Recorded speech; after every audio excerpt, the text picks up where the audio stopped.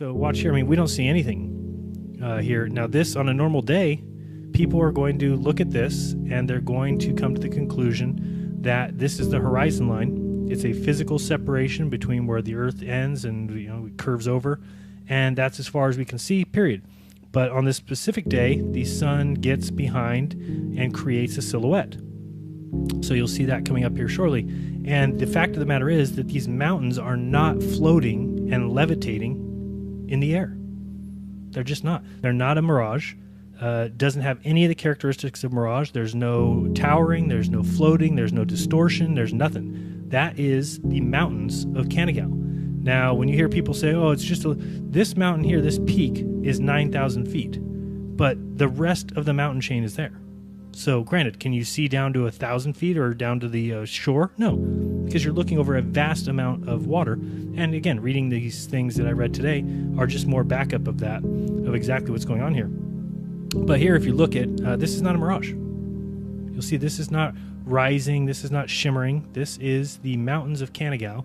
And if you put in the curve calculator here, an eye height of 1,000 feet at that church in Alash and a target distance of 175 miles, you get a hidden feet of 12,380. The mountain peak of Canigao is 9,400. So you're talking about 3,000 feet. These mountains should be, the very tip right here should be 3,000 feet below the curve. So what do you believe in that's floating these to the top?